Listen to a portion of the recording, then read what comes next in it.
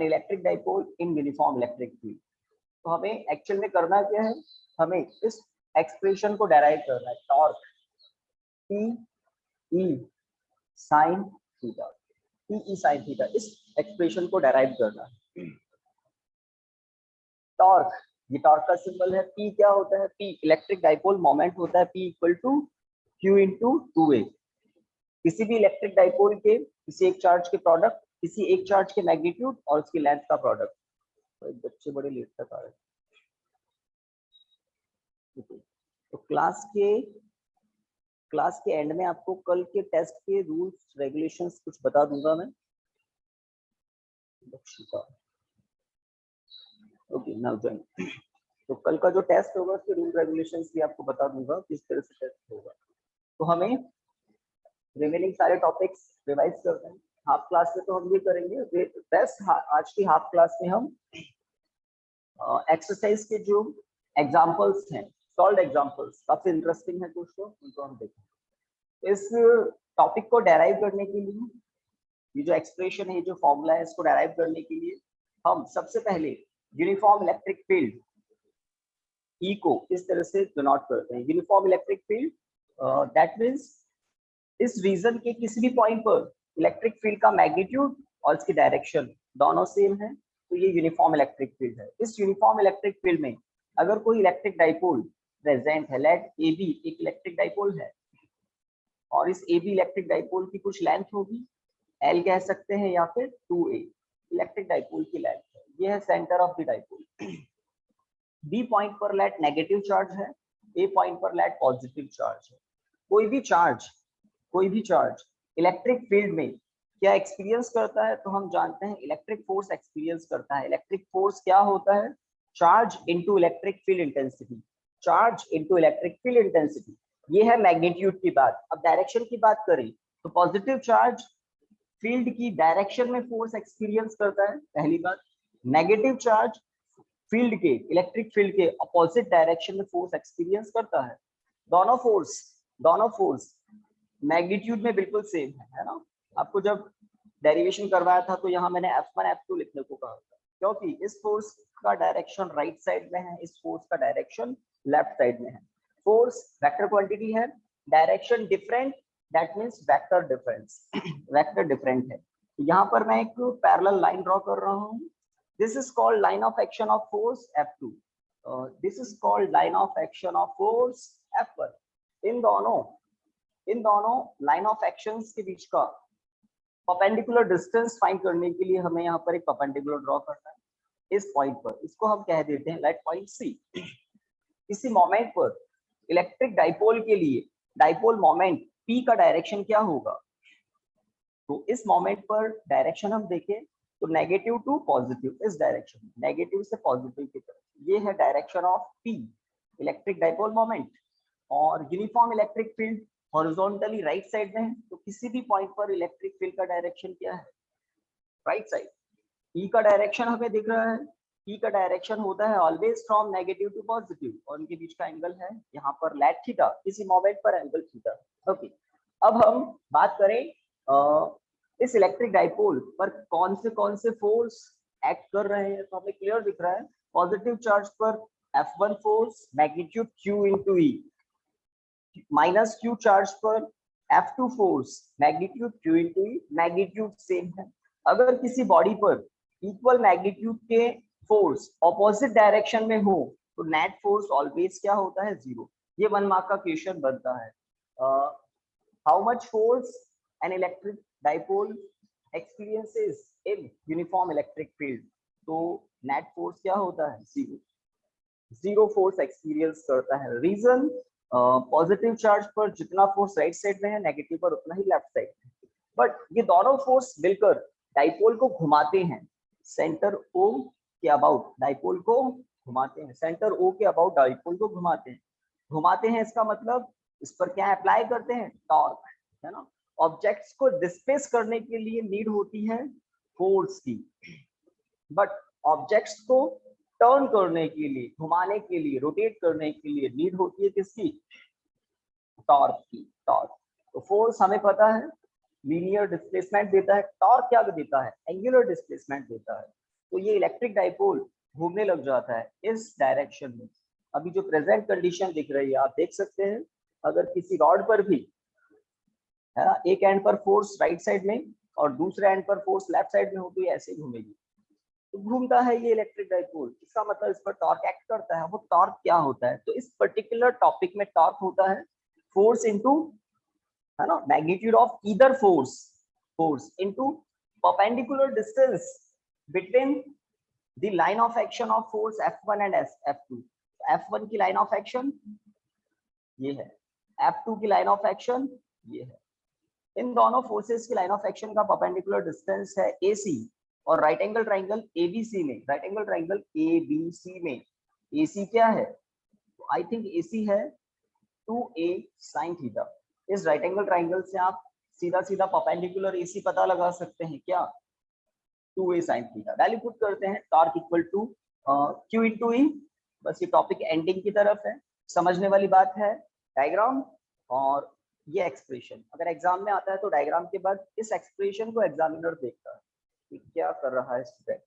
किसी भी एक फोर्स का मैग्नीट्यूड आइदर F2 और F1, Q into E into perpendicular distance between the line of action of forces is 2A sin theta।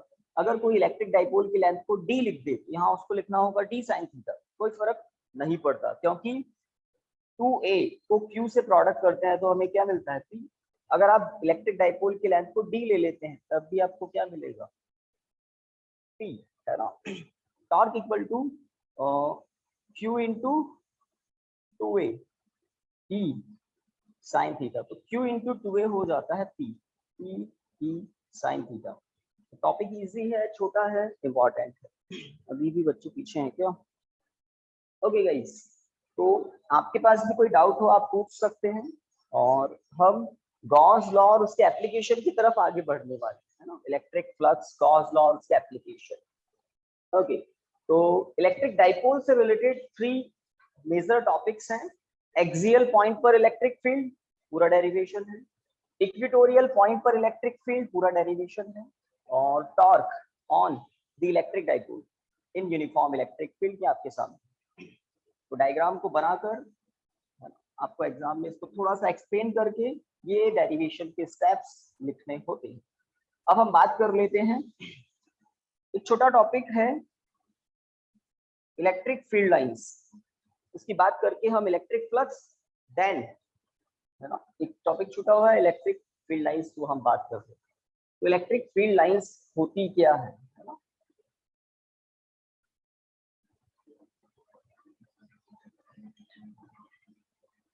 तो आपके according electric field lines क्या होती है, तो आपको एक वर्ड अंडरलाइन करवाया हुआ है, पाथ। इलेक्ट्रिक फील्ड लाइंस क्या होती है गाइस, तो 1 मार्क का question, what is electric field lines, what do you understand by electric field lines. तो इलेक्ट्रिक फील्ड लाइंस क्या होती है, electric field lines are the path traveled by a small positive test charge which freely dropped in electric field। अगर किसी charge को electric field में पहुंचा देते हैं तो हम जानते हैं इलेक्ट्रिक फील्ड में चार्ज क्या एक्सपीरियंस करता है, फोर्स, और फोर्स क्या करता है, पार्टिकल्स को, चार्ज पार्टिकल्स को डिस्प्लेस करता है, दैट मींस मोशन में ला देता है। तो इलेक्ट्रिक फील्ड में चार्ज पार्टिकल फोर्स एक्सपीरियंस करते हैं, और फोर्स के इन्फ्लुएंस में वो मोशन करते हैं तो एक प्लेस से दूसरे प्लेस पर पहुंचते हैं। तो वो जिस पाथ को ट्रेवल करते हैं वो पाथ क्या है, इलेक्ट्रिक फील्ड लाइंस क्या है, path travelled by a small positive test charge which freely dropped in electric field। okay, electric field lines की कुछ प्रॉपर्टीज हैं, like electric field lines positive charge से आउटवर्ड डायरेक्शन में होती है, कुछ प्रॉपर्टीज हैं, तो 4-5 प्रॉपर्टीज तो आपको लर्न होनी ही चाहिए। Electric field lines positive charge से आउटसाइड डायरेक्शन में होती है, नेगेटिव चार्ज अगर कहीं है तो electric field lines inward direction में होती है। सिंपल प्रॉपर्टीज है, बहुत easy properties. Electric field lines positive charge से स्टार्ट होकर नेगेटिव चार्ज में पहुंचती है, बहुत इजी प्रॉपर्टीज हैं। Electric field lines always continuous curve होती है, मतलब इलेक्ट्रिक फील्ड लाइन में कोई सडन ब्रेक नहीं होता है। Reason, electric field lines path होती है और पाथ तो कंटिन्यूस ही होता है। और हम बात करें तो इलेक्ट्रिक फील्ड लाइन के किसी पॉइंट पर टेंजेंट, ये important property, electric field line के किसी पॉइंट पर टेंजेंट हमेशा उस पॉइंट पर इलेक्ट्रिक फील्ड की डायरेक्शन को डिनोट करता है। तो टेंजेंट का डायरेक्शन होता है इलेक्ट्रिक फील्ड का डायरेक्शन किसी पॉइंट पर। ये अगर एक इलेक्ट्रिक फील्ड लाइन है तो इस इलेक्ट्रिक फील्ड लाइन के इस पॉइंट पर टेंजेंट इलेक्ट्रिक फील्ड की डायरेक्शन को डिनोट करता है। इसके बाद एक इंपॉर्टेंट प्रॉपर्टी आती है, two electric field lines never intersects to each other. अगर दो इलेक्ट्रिक फील्ड लाइंस हैं तो म्यूचुअली कभी इंटरसेक्ट नहीं करती है। रीजन, कॉमन पॉइंट पर आपको इलेक्ट्रिक फील्ड की दो डायरेक्शन रिसीव होगी अगर ऐसा हो तो, बट एक पॉइंट पर इलेक्ट्रिक फील्ड की दो डायरेक्शन इम्पॉसिबल है, हो नहीं सकता। इसका मतलब electric field lines mutually intersect नहीं करती। और इसमें प्रॉपर्टीज हैं, इलेक्ट्रिक फील्ड लाइंस किसी uniformly charged surface like metallic surface, charged metallic surface से electric field lines always normal direction में होती है। मेटल के सरफेस को चार्ज प्रोवाइड करने पर चार्ज यूनिफॉर्मली डिस्ट्रीब्यूट हो जाता है और electric field lines always surface के परपेंडिकुलर होती है। तो काफी सारी प्रॉपर्टीज है। इलेक्ट्रिक फील्ड लाइंस अपनी लेंथ के अलोंग स्ट्रेच्ड होती है। इलेक्ट्रिक फील्ड लाइंस लेंथ के परपेंडिकुलर एक दूसरे को रिपेल करती है। इस तरह से कुछ प्रॉपर्टीज हैं, 4-5 प्रॉपर्टीज आपको लर्न होनी चाहिए। सबसे पहले तो डेफिनेशन, उसके बाद कुछ प्रॉपर्टीज। ओके, एक इंपॉर्टेंट टॉपिक है उसके बाद इलेक्ट्रिक फ्लक्स, काफी इंपॉर्टेंट है।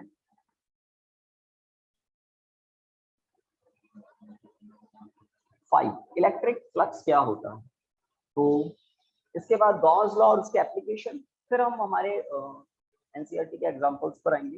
इलेक्ट्रिक फ्लक्स क्या होता है, तो हम कहते हैं electric flux is defined by number of electric field lines passing through a surface. Normally अगर कोई सरफेस है उससे इलेक्ट्रिक फील्ड क्रॉस कर रहा है, जिस तरह से हम डायग्राम में देख रहे हैं, कोई सरफेस है, इलेक्ट्रिक फील्ड लाइंस एक तरफ से दूसरी तरफ जा रही है, तो इस सरफेस को क्रॉस करके जा रही है, ठीक है। तो इस सरफेस से बाउंडेड, इस सरफेस से लिंक्ड इलेक्ट्रिक फ्लक्स क्या होता है, the number of electric field lines which crossing the surface normally। और अगर इलेक्ट्रिक फील्ड लाइंस सरफेस के परपेंडिकुलर नहीं हो तो क्या होता है, e cos थीटा। अगर सरफेस का एरिया ज्यादा होगा तो फ्लक्स ज्यादा होगा, सरफेस का एरिया कम होगा तो फ्लक्स कम होगा। अगर इलेक्ट्रिक फील्ड इंटेंसिटी ज्यादा होगी तो फील्ड लाइंस बहुत पास पास होती है, फ्लक्स ज्यादा होगा। इलेक्ट्रिक फील्ड इंटेंसिटी कम है तो फील्ड लाइंस दूर दूर होती है, फ्लक्स कम हो जाता है। एंगल अगर 0 डिग्री है तो फ्लक्स ज्यादा होता है, एंगल अगर 0 डिग्री से ज्यादा होता जाता है। अब किसके बीच का एंगल, इस सरफेस के एरिया वेक्टर और इलेक्ट्रिक फील्ड, इन दोनों के बीच का एंगल अगर 0 डिग्री है तो मैक्सिमम फील्ड लाइन सरफेस को क्रॉस करती है, फ्लक्स की वैल्यू मैक्सिमम होती है। अगर एरिया वेक्टर और इलेक्ट्रिक फील्ड के बीच का एंगल थीटा इंक्रीज होता है तो फील्ड लाइंस का नंबर कम होता है, फ्लक्स कम होता जाता है। तो इन छोटे लॉजिक्स को देखें, like electric field intensity high होने पर फील्ड लाइंस पास पास होती है, इसका मतलब इलेक्ट्रिक फील्ड ई के फाई प्रोपोर्शनल होता है, फाई ई के प्रोपोर्शनल होता है। अगर एरिया सरफेस का ज्यादा है तो ऑब्वियसली ज्यादा इलेक्ट्रिक फील्ड लाइंस क्रॉस होगी, एरिया के भी इलेक्ट्रिक फ्लक्स प्रोपोर्शनल है। एंगल इंक्रीज होने पर फ्लक्स रिड्यूस होता है, एंगल रिड्यूस होने पर फ्लक्स इंक्रीज होता है, एंगल इंक्रीज होने पर फ्लक्स रिड्यूस होता है। इसके बीच का एंगल एरिया वेक्टर और इलेक्ट्रिक फील्ड के बीच का है, और एंगल रिड्यूस होने पर फ्लक्स इंक्रीज होता है, और एंगल जब 0 डिग्री होता है तो फ्लक्स मैक्सिमम होता है। इस कॉन्सेप्ट को ध्यान रखते हैं तो हमें पता लगता है फ्लक्स किसके प्रोपोर्शनल होगा, कॉस थीटा के ही, क्योंकि 0 डिग्री पर कॉस ही वो ट्रिग्नोमेट्रिक रेशियो है जिसकी वैल्यू मैक्सिमम होती है, +1। तो और थीटा की वैल्यू 90 डिग्री होने पर कॉस 0 भी हो जाता है। तो इन बातों को, इन लॉजिक्स को कंबाइन करते हैं तो हम इलेक्ट्रिक फ्लक्स की डेफिनेशन के बाद इसका एक फॉर्मूला इस तरह से लिखते हैं, phi equal to E dot A electric field area vector का डॉट प्रोडक्ट होता है इलेक्ट्रिक फ्लक्स। और इस फॉर्मूले से हम यूनिट समझ सकते हैं, newton upon metre, newton upon coulomb तो इलेक्ट्रिक फील्ड के लिए है और ऊपर metre square. Dot product open करते हैं तो आता है ई ए कॉस थीटा। ये फॉर्मूला है किसी फ्लैट सरफेस के लिए, जैसा ऊपर डायग्राम में दिख रहा है। अगर सरफेस फ्लैट सरफेस नहीं है, कर्व सरफेस है, तो हम फ्लक्स इस फॉर्मूले से फाइंड करते हैं, ई डॉट डी ए। किसी कर्व सरफेस पर छोटा सा एरिया एलिमेंट कंसीडर करते हैं, स्मॉल एलिमेंट, जिसको ऑलमोस्ट फ्लैट कंसीडर करके थोड़ा सा फ्लक्स पता कर लेते हैं। ये जो अंडरलाइन कर रहा हूँ ये स्मॉल इलेक्ट्रिक फ्लक्स है, किसी स्मॉल एरिया से क्रॉस होने वाला, और सरफेस के लिए पूरा इंटीग्रेशन कर देते हैं, कंप्लीट फ्लक्स फाइंड करते हैं। और अगर किसी टॉपिक में, किसी क्वेश्चन में क्लोज्ड सरफेस हो, तो यहाँ पर एक छोटा सा सर्कल अप्लाई कर देते हैं, ये डिनोट करता है this is the integration on a closed surface. तो इलेक्ट्रिक फ्लक्स क्या है? The number of electric field lines crossing the surface normally, electric field lines. Okay, तो इलेक्ट्रिक फ्लक्स क्या होता है, ये जब आप पढ़ लेते हैं इलेक्ट्रिक फ्लक्स क्या होता है, इसको कंप्लीट समझ लेते हैं, तब हम गॉस लॉ, है ना, नेक्स्ट टॉपिक पर आते हैं, गॉस लॉ। तो गॉस ने हमें क्या बताया, गॉसेस लॉ, गॉस ने हमें क्या बताया, गॉस ने बात की कोई अगर क्लोज्ड सरफेस है और उसके अंदर चार्ज प्रेजेंट है, तो चार्ज है तो इलेक्ट्रिक फील्ड होगा, इलेक्ट्रिक फील्ड लाइंस होगी, चार्ज है तो इलेक्ट्रिक फील्ड होगा प्लस इलेक्ट्रिक फील्ड लाइंस होगी, और क्लोज्ड सरफेस को वो इलेक्ट्रिक फील्ड लाइंस क्रॉस करती हुई बाहर निकलेगी in case of positive charge. और तब हम क्या कहते हैं, according to Gauss law, the total electric flux LHS, है ना, आपको बताया था गॉस लॉ को लर्न करने का एक मेथड, आप दो पार्ट में लर्न करें, LHS देन RHS। तो LHS क्या है, दी total electric flux passing through a closed surface is, the total electric flux passing through a closed surface is 1 upon epsilon naught times of total charge present within the closed surface. This is statement of Gauss law. LHS क्या है, total electric flux passing through a closed surface, closed surface को underline करना होता है, Gauss law closed surface पर ही applicable है, only closed surface like sphere, tube, cuboid, closed cylinder, इस तरह के ऑब्जेक्ट्स। ओके, तो इस गॉस लॉ को यूज लेकर हम डिफरेंट चार्ज डिस्ट्रीब्यूशन से, है ना, like line charge distribution, surface charge distribution, तो डिफरेंट चार्ज डिस्ट्रीब्यूशन से इलेक्ट्रिक फील्ड फाइंड कर सकते हैं, electric field intensity capital E find कर सकते हैं। अगर चार्ज पॉइंट चार्ज हो तो इलेक्ट्रिक फील्ड हम जानते हैं ये होता है, बट अगर चार्ज पॉइंट चार्ज नहीं हो, है ना, सरफेस चार्ज हो, लाइन चार्ज हो, तब इलेक्ट्रिक फील्ड क्या होगा, रिजल्ट क्या होगा, उनको डेराइव करने के लिए हम गॉस लॉ यूज लेते हैं। तो गॉस लॉ यूज लेते हैं, तो गॉस लॉ के जो एप्लीकेशंस हैं, 3 एप्लीकेशंस हैं। एप्लीकेशंस ऑफ गॉस लॉ की अगर हम बात करें तो उनको सीक्वेंस से समझते हैं।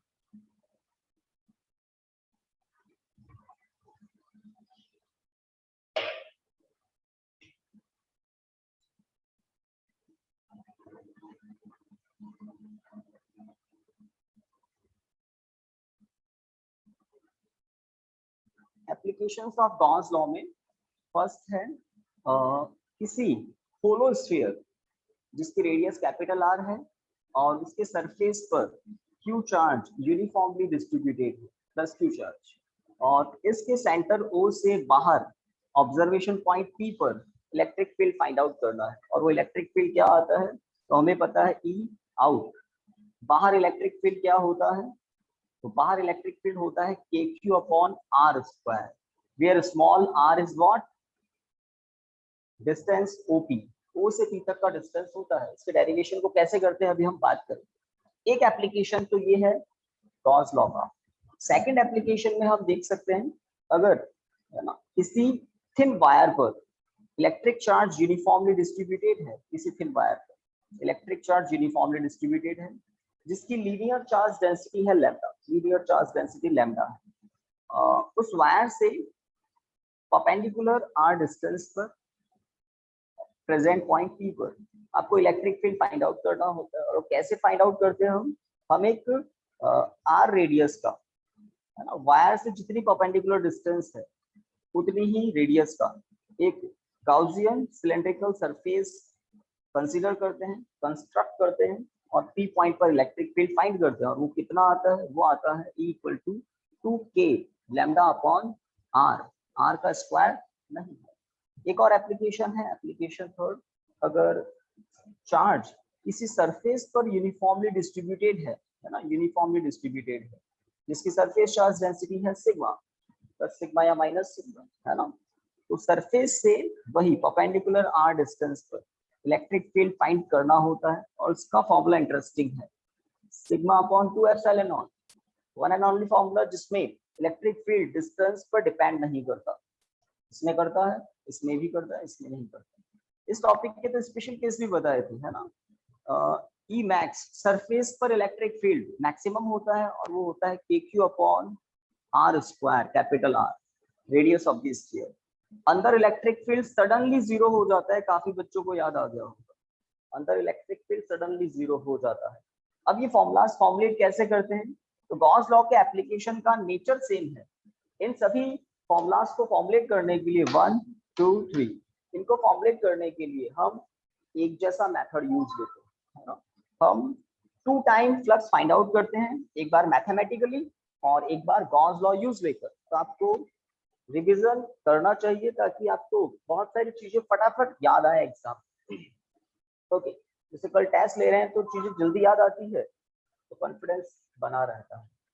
जैसे फर्स्ट एप्लीकेशन, इसका फॉर्मूला फॉर्मुलेट करना है, तो हम क्या करते हैं, सबसे पहले हम P पॉइंट से पास होने वाला एक, है ना, स्फेरिकल सरफेस ड्रॉ कर लेते हैं। यहाँ पर क्या करते हैं, इस पर एक छोटा सा एरिया एलिमेंट DA कंसीडर करते हैं और एज्यूम कर लेते हैं इस P पॉइंट पर इलेक्ट्रिक फील्ड कितना है, E है। बिकॉज एरिया वेक्टर की डायरेक्शन और E की डायरेक्शन सेम है, इसलिए थीटा ऑब्वियसली 0 डिग्री होता है।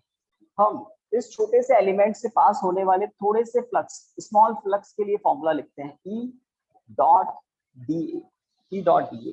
इस E डॉट DA को देखें तो डी फाई इक्वल टू हम लिखते हैं E DA cos 0 डिग्री, है ना। तो कैपिटल R रेडियस का एक होलो स्फीयर है और उसके सरफेस पर plus Q charge uniformly distributed है।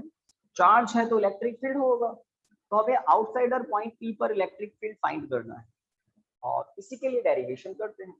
तो cos 0 की वैल्यू 1, ठीक है। टोटल फ्लक्स क्या होगा, तो हमें पता है इंटीग्रेशन, और इंटीग्रेशन पर सर्कल अप्लाई करते हैं क्योंकि ये जो आउटसाइडर वाला स्फीयर है ये एक स्फीयर है, क्लोज सरफेस है, E DA, और E को आउट कर देते हैं, E को बाहर क्यों कर देते हैं, क्योंकि होलो स्फीयर से इस गाउसियन स्फीयर का हर पॉइंट इक्वल डिस्टेंस पर होगा। होलो स्फीयर से गाउसियन स्फीयर का, आउटसाइडर स्फीयर का हर पॉइंट इक्वल डिस्टेंस पर है। तो बिकॉज स्फेरिकल सिमेट्री है, यहाँ पर डिस्टेंस सेम है, तो P पॉइंट पर जो इलेक्ट्रिक फील्ड होगा वो इस आउटसाइडर स्फीयर के हर पॉइंट पर मैग्नीट्यूड में सेम होगा। E का मैग्नीट्यूड पूरे स्फीयर के किसी भी पॉइंट पर सेम होगा, इसलिए कांस्टेंट होगा, बाहर कर दिया E। DA का इंटीग्रेशन A, और A क्या है, total surface area of the sphere which is 4 pi r square. कौन सा r, ये जो स्मॉल r है ना, बाहर वाले बड़े वाले स्फीयर की radius. This is our first equation. तो इस तरह से हम 1 टाइम 5 फाइंड करते हैं।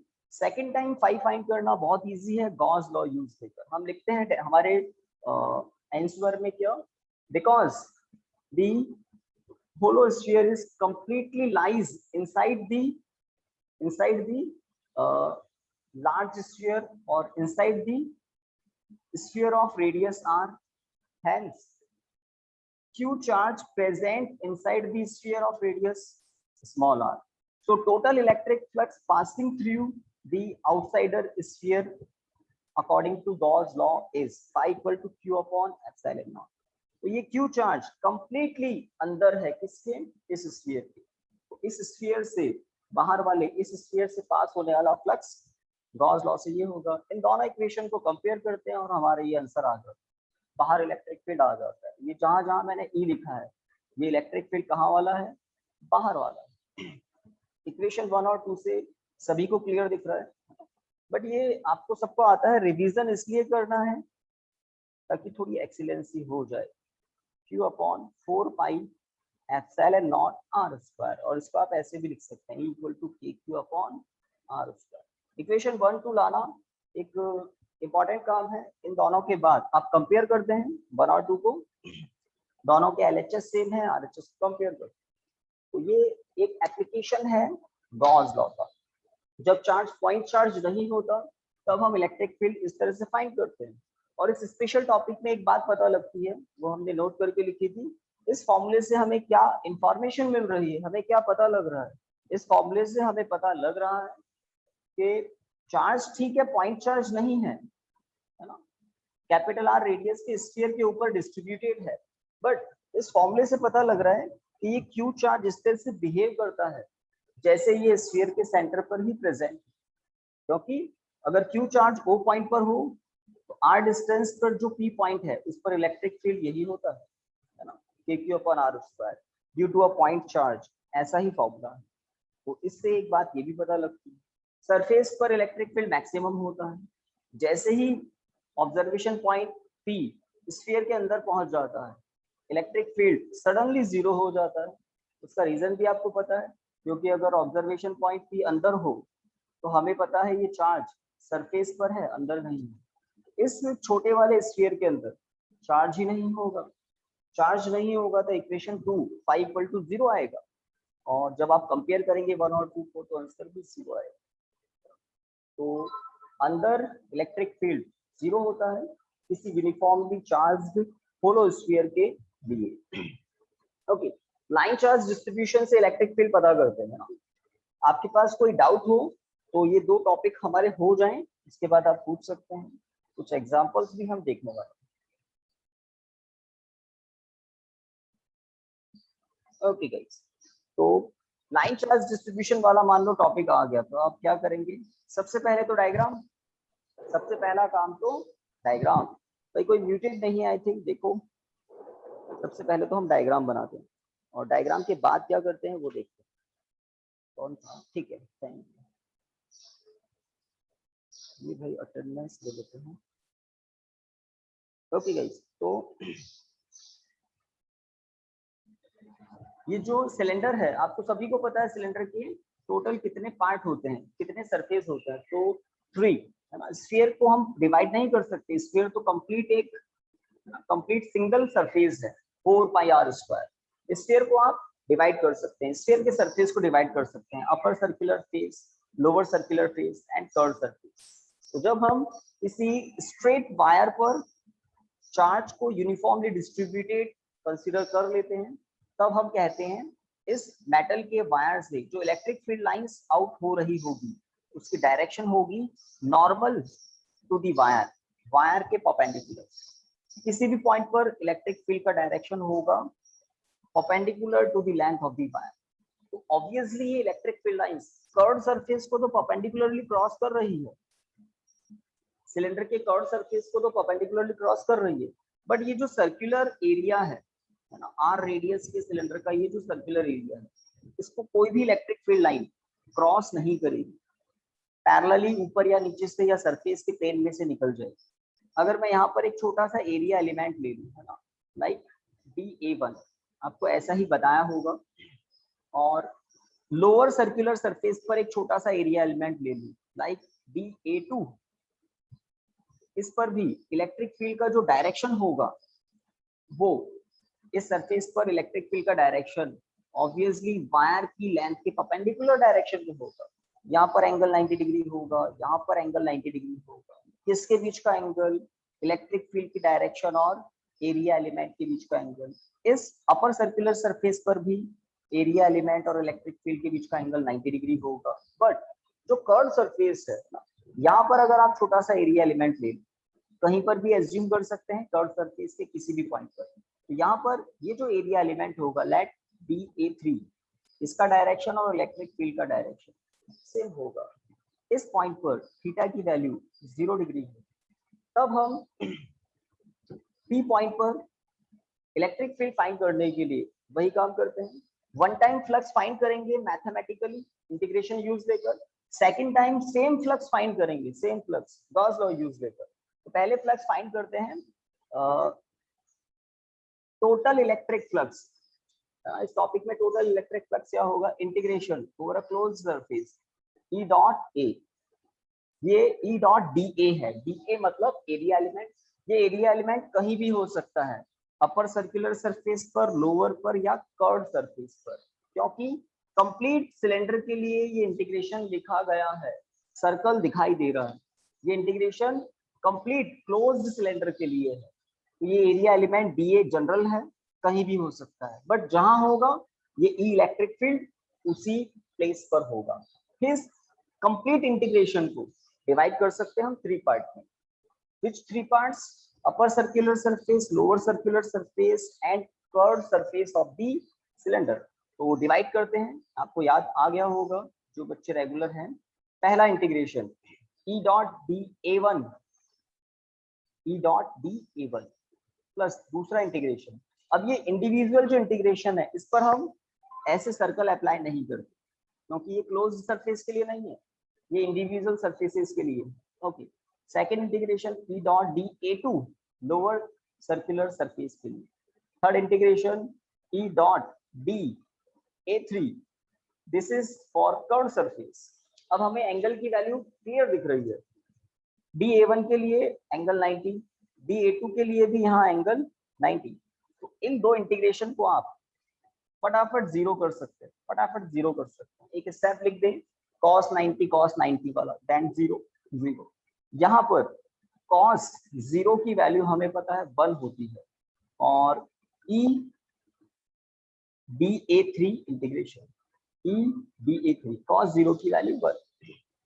e कांस्टेंट होने से इंटीग्रेशन से बाहर आ जाता है। भाई कांस्टेंट क्यों होगा, बिकॉज जिस सिलेंडर को आप कंसिडर करते हैं उस सिलेंडर की एग्जैक्टली एक्सिस पर होता है वो लीनियर चार्ज डिस्ट्रीब्यूशन, एक्सिस पर, है ना।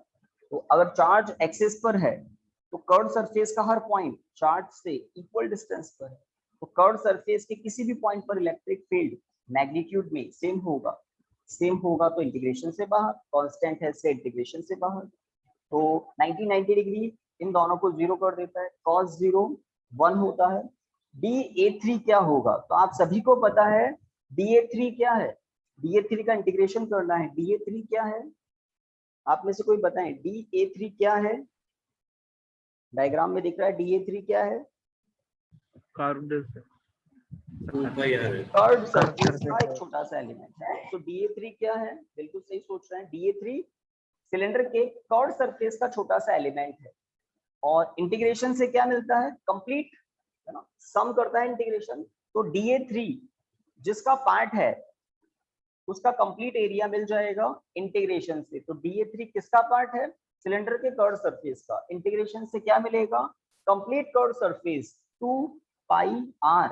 और आपको डेरिवेशन के टाइम बताया था सिलेंडर की लेंथ कुछ तो एज्यूम करेंगे l, तो 2 पाई RH एरिया होता है, यहाँ होगा 2 पाई r l, है ना, सिलेंडर की लेंथ को हमने l कहा है, तो 2 pi RL, this is the complete area of curve surface. Okay, second time flux पता करना है, तो जब आपको लाइन चार्ज डिस्ट्रीब्यूशन से इलेक्ट्रिक फील्ड फाइंड आउट करना हो, कौन सा electric field, equal to 2k lambda upon r, तो आप लाइन चार्ज डिस्ट्रीब्यूशन के अबाउट r डिस्टेंस का एक सिलिंड्रिकल सरफेस एज्यूम कर लेते हैं, और वायर कहां पर है, exactly at the axis of the cylinder.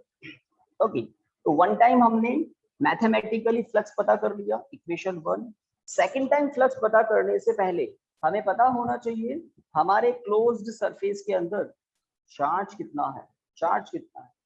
तो गाइस इस सिलेंडर के अंदर चार्ज कितना है, लैम्डा इंटू एल, दिमाग में अच्छे से फिट कर लेना है। रीजन हमें पता है लैम्डा होता है linear charge density, total charge upon total length. Linear charge density होती है electric charge per unit length, और लीनियर चार्ज डेंसिटी की हेल्प से हमें क्या पता लगता है, चार्ज। अगर लीनियर चार्ज डेंसिटी गिवन हो, लैम्डा गिवन हो, लेंथ गिवन हो, तो इस पॉइंट से लेकर अपर सर्कुलर सरफेस के सेंटर से लेकर लोअर सर्कुलर सरफेस के सेंटर तक ये जो लेंथ है एल लेंथ है ना, तो ये एल लेंथ चार्ज की, ये एल लेंथ कहाँ है, एग्जैक्टली सिलेंडर के अंदर है। तो एल लेंथ सिलेंडर के अंदर है, तो सिलेंडर के अंदर चार्ज कितना है, Q equal to lambda into L. तो सिंपल, इस चार्ज को यूज लेकर गॉस लॉ से हम अगेन टोटल फ्लक्स पता कर सकते हैं। तो total flux according to Gauss law होता है phi equal to Q upon epsilon naught, किसी क्लोज्ड सरफेस से pass total electric flux. Q की वैल्यू पुट करें lambda L, equation 2, so simple, equation 1 already हमारे पास है, इक्वेशन 2 अब आ गया। इन दोनों इक्वेशन के LHS सेम है, RHS को कंपेयर करते हैं और इस रिजल्ट तक आप पहुंचते हैं। कैसे, from equation 1 and 2, E into 2 pi RL is equal to lambda L upon epsilon naught, L से L cancel, so E equal to lambda upon 2 pi epsilon naught R। आपको याद आ गया होगा। इसके बाद हमने न्यूमरेटर में डिनोमिनेटर में 2 से प्रोडक्ट किया था, ऊपर भी 2 से प्रोडक्ट, नीचे भी 2 से प्रोडक्ट। फिर इस 1 अपॉन एप्सिलॉन नॉट को हमने क्या कह दिया था, के। उसके बाद ये रिजल्ट हमें रिसीव हुआ था 2k लैम्डा अपॉन r। तो बॉटम लाइन यही है, एप्लीकेशन ऑफ गॉस लॉ की बॉटम लाइन यही है, आपको 2 टाइम फ्लक्स फाइंड आउट करना होता है, एक बार मैथमेटिकली और एक बार गॉस लॉ को यूज देकर। अब जो थर्ड एप्लीकेशन है ये ज्यादा इंपॉर्टेंट है, E equal to sigma upon epsilon naught. इस फॉर्मूले को फॉर्मुलेट करने के लिए डायग्राम में आपको कंप्लीट बता देता हूँ, ये कंप्लीट डायग्राम नहीं है। और उसके बाद 2 टाइम फ्लक्स फाइंड करेंगे, कंपेयर करेंगे और रिजल्ट आ जाएगा।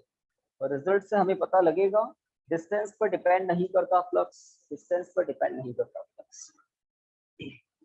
ओके, तो यहाँ पर सरफेस से ऑब्जर्वेशन पॉइंट अगर r डिस्टेंस पर है, तो इस फॉर्मूले को फॉर्मुलेट करने के लिए है ना, मेथड फिक्स है, स्टैंडर्ड है, आपको 2r लेंथ का एक सिलेंडर कंसीडर करना है, होलो सिलेंडर, जिसका एरिया ऑफ क्रॉस सेक्शन आप a और s, या तो a या फिर s कुछ भी एज्यूम कर सकते हैं। जो आप एज्यूम करेंगे वो लास्ट में कैंसिल हो जाएगा, जैसे सिलेंडर की लेंथ कैंसिल हो गई थी प्रीवियस टॉपिक में। यहाँ पर हम एक सिलेंडर कंसीडर करते हैं, B consider cylindrical surface of length 2r। r length तो राइट साइड पे दिख गई, रिमेनिंग r लेंथ जो है वो पीछे है, दिस वन। तो इसका एरिया अगर a है, क्रॉस सेक्शन एरिया a है, तो ऑब्वियसली जैसे ही इस 2r लेंथ के सिलेंडर को हम चार्ज्ड सरफेस के परपेंडिकुलर दिखाते हैं, चार्ज सरफेस इस तरह से है, एक लाइन से दिखा दूं जैसे ये चार्ज सरफेस है, और सिलेंडर कैसे है, इस तरह से सिलेंडर की लेंथ चार्ज सरफेस से बाइसेक्ट हो रही है, सिलेंडर 2 पार्ट्स में डिवाइड हो रहा है, और यहाँ पर जो सिलेंडर का एरिया है वो कितना है, जितना सिलेंडर का एरिया ऑफ क्रॉस सेक्शन। तो यहाँ पर चार्ज यूनिफॉर्मली डिस्ट्रीब्यूटेड है, तो इस एरिया में जिसको मैं डार्क कर रहा हूँ, इस एरिया में कितना चार्ज होगा, तो इस एरिया में चार्ज होगा Q equal to sigma into A. Sigma surface charge density है, और ये सरफेस का ए एरिया है, कैपिटल ए एरिया, जितना area of cross section cylinder का। तो सरफेस के कैपिटल ए एरिया पर चार्ज कितना होगा, surface charge density into area, because sigma क्या होता है, Q by A. Surface charge density sigma क्या होता है, electric charge per unit area in coulomb upon metre square. तो हम इस टॉपिक तक, इस फॉर्मूले तक पहुंचने के लिए पहले मैथमेटिकली फ्लक्स पता करते हैं, phi equal to integration E dot D A, phi equal to integration E dot D A. यहाँ पर सर्कल अप्लाई करना होता है क्योंकि ये है जनरल इंटीग्रेशन कंप्लीट सरफेस के लिए। सिलेंडर के 3 है ना पार्ट्स होते हैं, left circular and, right circular and curve surface. Okay, तो इस इंटीग्रेशन को भी आप 3 पार्ट पे डिवाइड करते हैं, जैसे प्रीवियस टॉपिक में किया था। डायरेक्शन में पहले आपको बता देता हूं, अगर किसी सरफेस पर चार्ज यूनिफॉर्मली डिस्ट्रीब्यूटेड हो किसी सरफेस पर चार्ज यूनिफॉर्मली डिस्ट्रीब्यूटेड हो, सरफेस प्लेन सरफेस हो, तो उससे electric field lines always surface के परपेंडिकुलर होती है। इलेक्ट्रिक फील्ड की डायरेक्शन ऑलवेज सरफेस के परपेंडिकुलर होती है, लेफ्ट साइड में भी राइट साइड में भी परपेंडिकुलर होती है। ऐसा ही यहाँ पर होगा, इलेक्ट्रिक फील्ड लाइंस सरफेस के परपेंडिकुलर होगी, इलेक्ट्रिक फील्ड लाइंस सरफेस के परपेंडिकुलर होगी। तो आप समझ सकते हैं electric field lines left and को राइट एंड को क्रॉस करती हुई निकलेगी, बट सिलेंडर के कर्व सरफेस से कोई इलेक्ट्रिक फील्ड लाइंस कभी क्रॉस नहीं करेगी।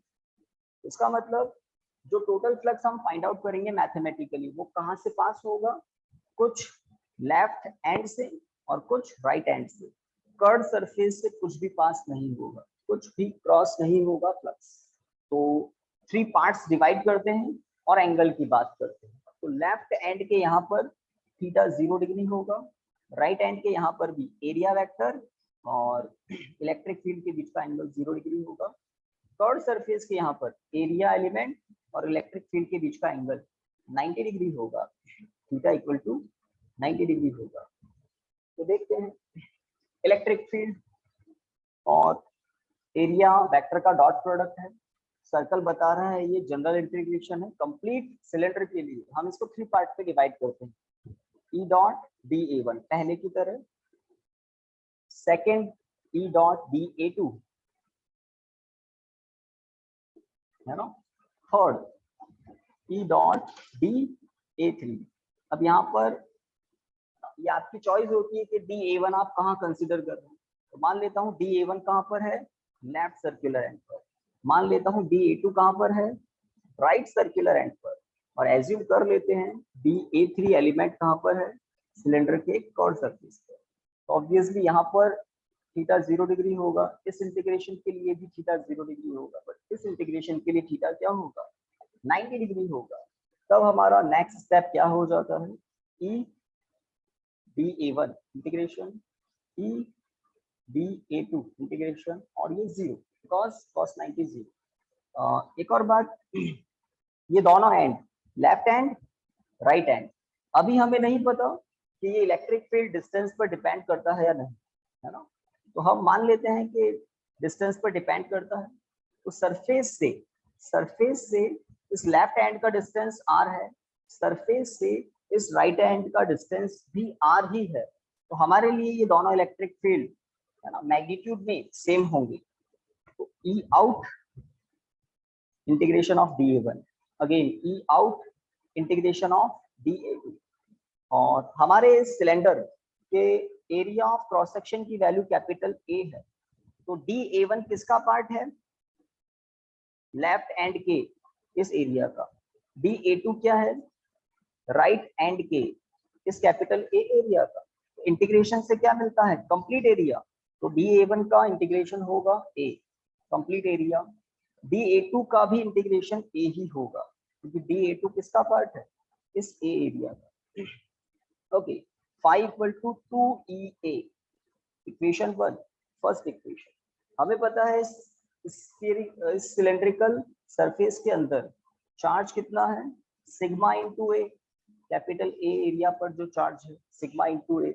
और गॉस लॉ के अकॉर्डिंग फ्लक्स क्या होता है, pi equal to Q upon epsilon naught. Q की वैल्यू आप पुट करते हैं sigma A upon epsilon naught. तो आपको भी मैं एडवाइस दूंगा, जब किसी चीज को आप स्टार्टिंग में पढ़ते हैं तो उसको बड़ा तसल्ली से धीरे धीरे बिल्कुल डाइजेस्ट करते हुए पढ़ें, और डाइजेस्ट हो जाए रिवीजन आप थोड़ा सा एक्टिवली थोड़ा फास्ट करें, ताकि एग्जाम में बहुत कंफर्टेबली बहुत कम टाइम में आप पेपर कंप्लीट कर पाए। इक्वेशन 1, इक्वेशन 2, वही बात, गॉस लॉ के एप्लीकेशंस का नेचर सेम है। 2 टाइम फ्लक्स फाइंड आउट करते हैं mathematically, then Gauss law use लेकर और उसको कंपेयर कर लेते हैं।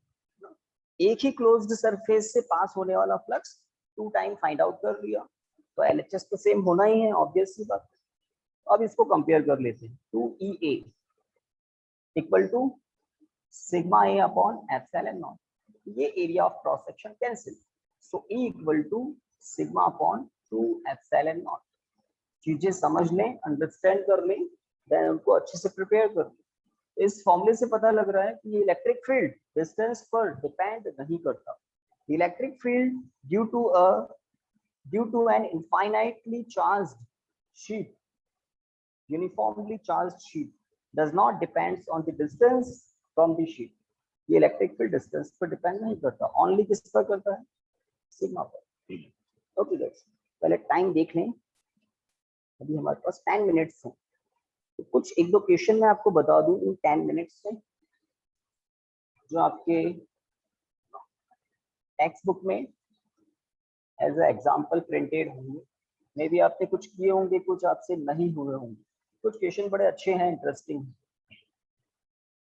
सो स्टूडेंट, थ्योरेटिकली अगर हम बात करें तो इस चैप्टर के हमने टॉपिक्स कंप्लीट किए हैं।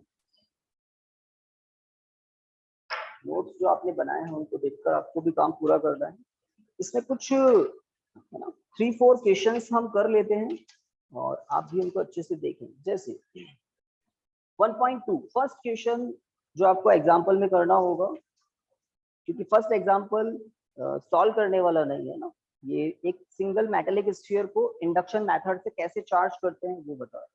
सेकंड क्वेश्चन है 10⁹ इलेक्ट्रॉन्स पर सेकंड एक बॉडी से दूसरी बॉडी में जा रहे हैं या निकल रहे हैं। 10⁹ इलेक्ट्रॉन्स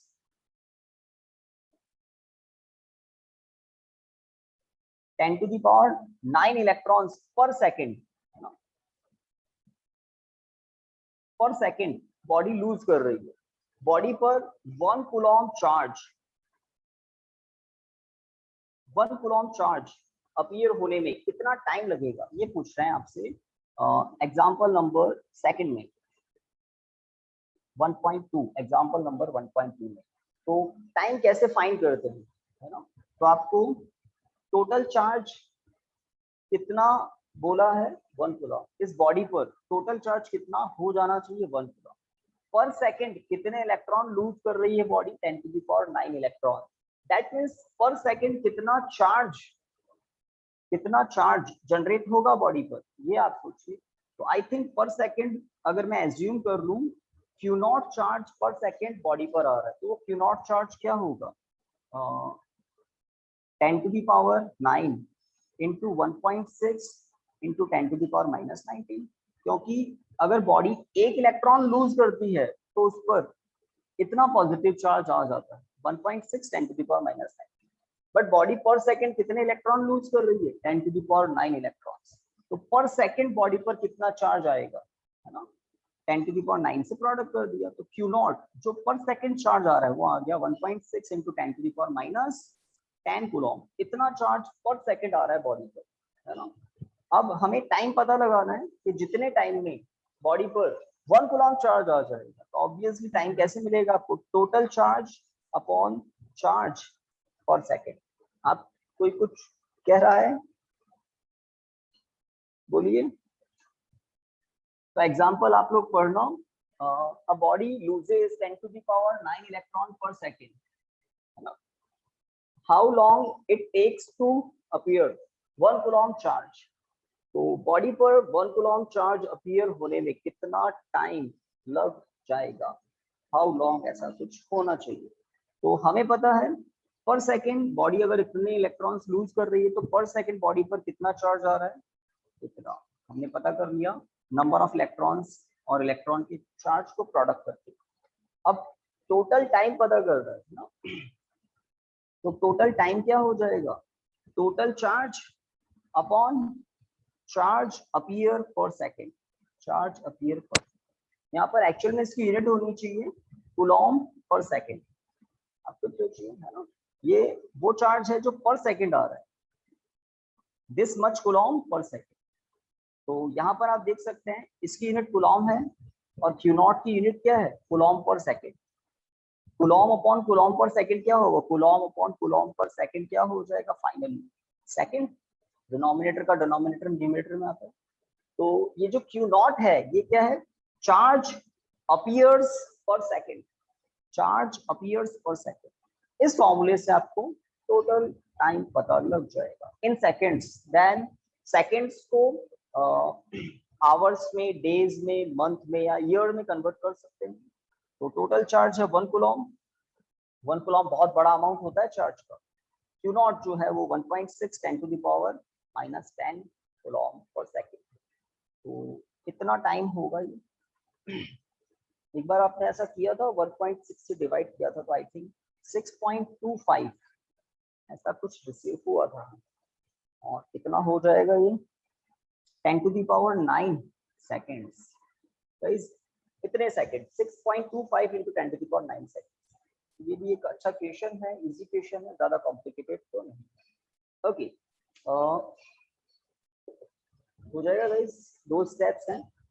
पर सेकेंड कितना चार्ज आ रहा है, देन टाइम क्या होगा, टोटल चार्ज अपॉन चार्ज पर सेकेंड, टाइम आ जाएगा।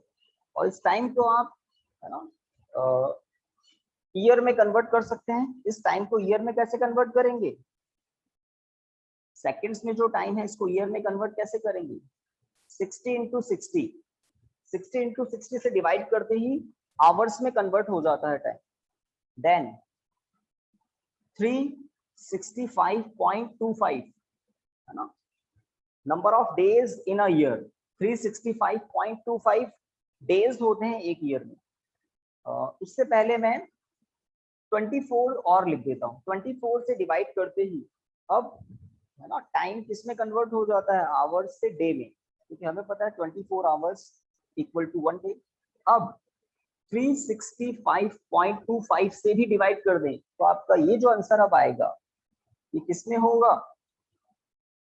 ईयर्स में। ईयर्स में आंसर हो जाता है। तो इन दोनों से डिवाइड करते ही आवर्स में कन्वर्ट होता है, इससे डिवाइड करते ही डेज में कन्वर्ट हो जाता है, और टोटल डेज से भी डिवाइड कर दो तो ईयर्स में कन्वर्ट हो जाता है। तो ये एक इंटरेस्टिंग क्वेश्चन था। किसी बॉडी से एक कांस्टेंट रेट से इलेक्ट्रॉन बाहर निकल रहे हैं, और वो कांस्टेंट रेट क्या है? 10⁻9 इलेक्ट्रॉन्स पर सेकंड। एक कांस्टेंट रेट से चार्ज अपीयर हो रहा है ना, डिस्पर्स चार्ज पर सेकंड। कितना टाइम लगेगा 1 कूलम चार्ज अपीयर हो? कितना टाइम? एक और क्वेश्चन है इसमें 1.3, बड़ा इंटरेस्टिंग क्वेश्चन है, एक और हो जाएगा I think. 1.3, how much positive and negative charge in 1 cup of water, 250 gram of water. तो इसमें थोड़ी सी आपकी केमिस्ट्री काम आ जाती है। 250 ग्राम ऑफ वाटर, तो वाटर की अगर हम बात करें तो वाटर मतलब H2O। वाटर के एक मॉलिक्यूल H2O का एटॉमिक मास नंबर ए क्या होता है? 18 होता है गाइस, है ना। H2O, ऑक्सीजन का 16 होता है एटॉमिक मास नंबर, और हाइड्रोजन का 1 होता है। अब हाइड्रोजन है ना, H2 दो हाइड्रोजन, तो टोटल एटॉमिक नंबर 18। अब 1 मोल क्या होता है? तो H2O मतलब वाटर का 1 मोल क्या होता है? 18 ग्राम है ना, of H2O, of H2O। Guys true, थोड़ा हेल्प कीजिए, बताइए। वाटर के लिए 1 मोल क्या होगा? 100 ग्राम ही, सॉरी 18 ग्राम ही होगा ना, क्योंकि वाटर मतलब H2O का atomic number, atomic mass number 18 है। ये बात सही है? Yes. अगर आपको है ना, अगर आपको 250 ग्राम टोटल मास कितना है? 250 gram of H2O, 250 gram water में कितना पॉजिटिव चार्ज है या फिर कितना नेगेटिव चार्ज है ये पता करना है। हम जानते हैं है ना, एटम में जितना पॉजिटिव होता है उतना ही नेगेटिव होता है। तो अगर किसी कप में 250 ग्राम वाटर रखा हुआ है तो उसमें कितना पॉजिटिव होगा, कितना नेगेटिव होगा, वो पता लगाने के लिए हमें 250 ग्राम ऑफ वाटर में वाटर के कितने मॉलिक्यूल्स होंगे ये पता लगाना। वाटर के कितने मॉलिक्यूल्स होंगे इन 1 मोल, हाउ मेनी मॉलिक्यूल्स? किसी भी सब्सटेंस के 1 मोल में कितने मॉलिक्यूल्स होते हैं? तो केमिस्ट्री की एक नॉलेज है, equal to Avogadro number Na है ना, 6.023 into 10⁻23। True guys? In 1 mole, how many molecules are there? True? या कुछ अलग डिजिट होता है? Yes. है ना। तो वाटर के एक मोल में कितने मॉलिक्यूल्स होंगे, इतने। और वाटर का एक मोल मतलब हमें पता है 18 ग्राम। तो वाटर के 18 ग्राम अगर हैं तो 18 ग्राम में कितने मॉलिक्यूल्स होंगे, इतने। 6.023 10 to the power 23 मॉलिक्यूल्स होंगे। तो हमें 18 ग्राम नहीं बताया, हमें तो 250 ग्राम वाटर गिवन है। तो 250 ग्राम वाटर में कितने मॉलिक्यूल्स होंगे, तो simple mathematics, let n molecules होंगे। तो n क्या होगा, 250 अपॉन 18 इनटू, है ना, सिंगल मोल में इतने मॉलिक्यूल्स होते हैं। और 18 ग्राम मतलब 1 मोल, वाटर के लिए 18 ग्राम ही उसका 1 मोल होता है। अब 250 ग्राम वाटर में कितने मॉलिक्यूल्स होंगे, 250 upon 18 into 6.023 into 10 to the power 23। पहला इंपॉर्टेंट था, इससे आपको टोटल नंबर ऑफ मॉलिक्यूल्स मिल जाते हैं। अब हमें पता है वाटर के एक मॉलिक्यूल में 10 इलेक्ट्रॉन्स होते हैं और 10 प्रोटॉन्स होते हैं। ऑब्वियसली सही बात है ना। ऑक्सीजन में 8 electrons 8 protons, in each hydrogen 1 electron 1 proton. So in one molecule of H2O how many electrons, how many protons, 10 electrons 10 protons। तो इलेक्ट्रॉन्स पर नेगेटिव चार्ज होता है, प्रोटॉन्स पर पॉजिटिव चार्ज होता है। जितना पॉजिटिव होगा उतना ही नेगेटिव होगा। तो कुल मिला के हमें नंबर पता लग गया 10 इलेक्ट्रॉन्स 10 प्रोटॉन्स।